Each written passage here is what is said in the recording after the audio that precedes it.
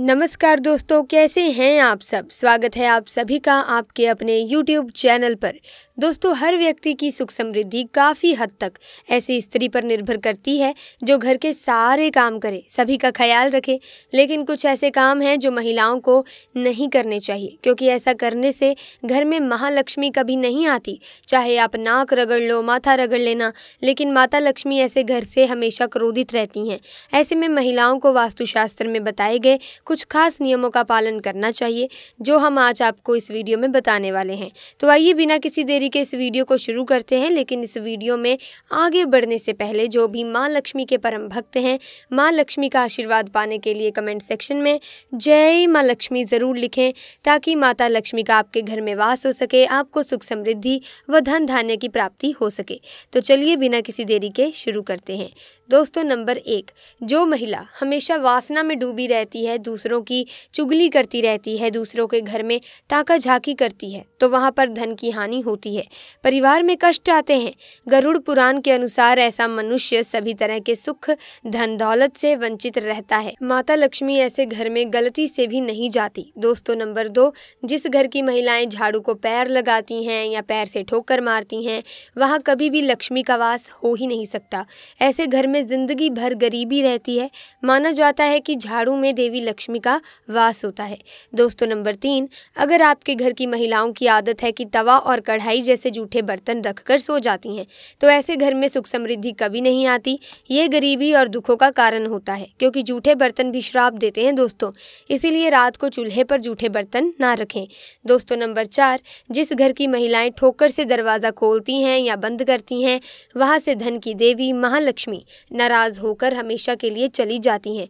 इसीलिए अगर आपके घर में ऐसा होता है तो तुरंत उसे रोक दें। नंबर 5, अगर आपके घर की कोई महिला घर की दहलीज पर बैठकर भोजन करती है तो उस घर की बर्बादी का कारण माना जाता है।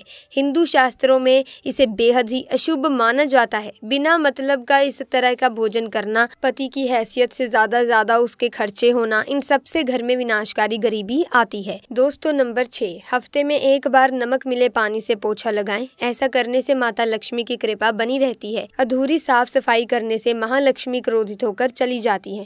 दोस्तों, नंबर 7, जिस घर की महिलाएं रात या शाम को झाड़ू लगाती हैं, उस घर में कंगाली अवश्य आ जाती है। इसीलिए इस आदत को छोड़ दें। माता लक्ष्मी नाराज हो जाती हैं, क्योंकि ये समय माता लक्ष्मी के आराम करने का है। दोस्तों, नंबर 8, अगर घर की महिलाओं को देर तक सोने की आदत हो तो वो घर और परिवार जल्दी नष्ट होने लगता है। देर तक सोना और सुबह उठना अपने पति और उसके परिवार और ससुराल वालों के लिए असफलता का कारण बनता है। माता लक्ष्मी इनका साथ कभी नहीं देती।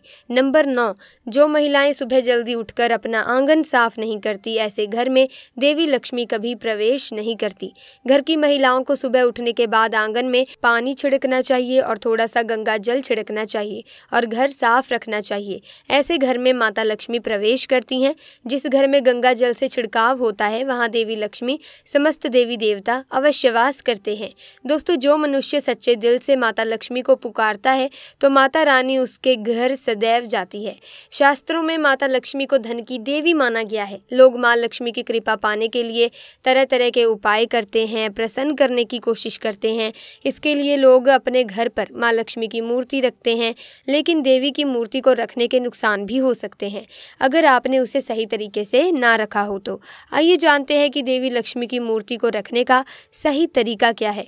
नंबर 1, पूजा घर में माता लक्ष्मी की मूर्ति जरूर होती है, लेकिन कई बार लोग भूलवश देवी लक्ष्मी की खड़ी अवस्था में प्रतिमा रख देते हैं, जिसे नहीं रखना चाहिए। माता के इस स्वरूप में की जाने वाली पूजा फलित नहीं होती। नंबर 2, पुराणों के अनुसार देवी लक्ष्मी चंचल होती है, इसीलिए कभी भी उनकी खड़ी अवस्था में मूर्ति रखने पर वो उस स्थान पर ज्यादा देर तक नहीं टिकती है। हमेशा घर पर माता लक्ष्मी की बैठी हुई प्रतिमा को ही रखना चाहिए।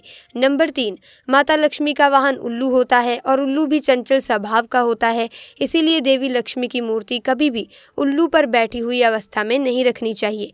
नंबर 4, अधिकतर घरों पर माता लक्ष्मी की मूर्ति भगवान गणेश जी के साथ रखी दिखाई पड़ती है। इस तरह से रखना गलत है। दरअसल माता लक्ष्मी भगवान विष्णु की पत्नी है, इसीलिए माता लक्ष्मी की मूर्ति के साथ विष्णु जी को रखना चाहिए। नंबर 5, भगवान गणेश और माता लक्ष्मी को सिर्फ दीपावली के दिन ही एक साथ रखना चाहिए। दिवाली के दिन घर पर सुख समृद्धि लाने के लिए लिए माता लक्ष्मी और भगवान गणेश जी की एक साथ पूजा करनी चाहिए। नंबर 6, माता लक्ष्मी की मूर्ति को कभी भी दीवार से सटाकर नहीं रखना चाहिए। वास्तु में इसे दोष की तरह देखते हैं। मूर्ति और दीवार के बीच दूरी बनाकर रखनी चाहिए। नंबर 7, वास्तु के अनुसार पूजा घर और उनमें रखी देवी देवताओं की मूर्ति को सही दिशा में रखना बेहद ज़रूरी होता है।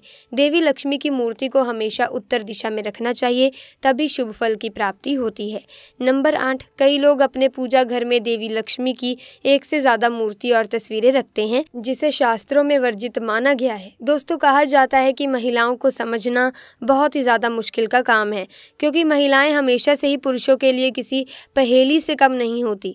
एक महिला को हम बहन, माँ, दादी, पत्नी और दोस्त के किरदार में देखते हैं और वो अपने हर किरदार को बखूबी निभाती भी हैं। ऐसे में हम ये जानते हैं कि महिलाओं की सुंदर लहराते हुए बाल ना सिर्फ उनकी खूबसूरती को निखारते हैं, बल्कि ये उनके अच्छे भाग्य को भी दर्शाते हैं।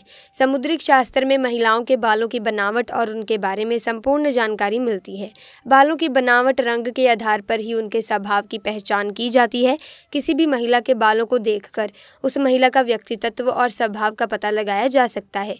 लेकिन महिलाओं में चिंता की बात तब होती है जब उनके बालों की बनावट गलत हो। शास्त्रों में ऐसे बाल शुभ नहीं माने जाते। तो चलिए जान लेते हैं। दोस्तों, नंबर 1, सबसे कम बाल और बेजान और पतले बाल।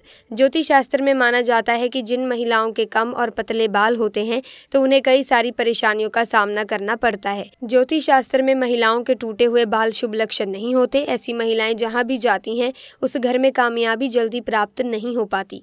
ऐसे बाल वाली महिलाएं किसी बीमारी से भी ग्रसित होती हैं।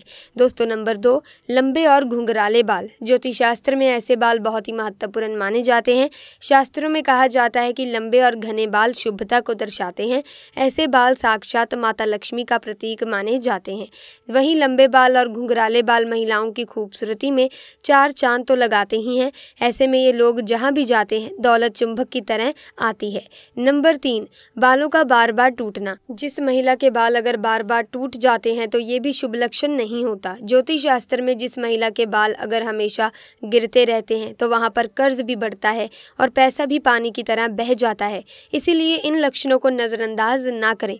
दोस्तों, नंबर 4, ज़मीन पर पड़ा बाल नकारात्मक ऊर्जा को आकर्षित कर सकता है। अक्सर देखा जाता है कि जब किसी महिला के बाल टूट जाते हैं तो उन्हें वो ज़मीन पर डालकर नज़रअंदाज कर देती है, जिसके कारण टूटे हुए बाल किसी गलत व्यक्ति के हाथ लग जाते हैं जो उसका गलत इस्तेमाल करता है, यानी टोने टोटके द्वारा।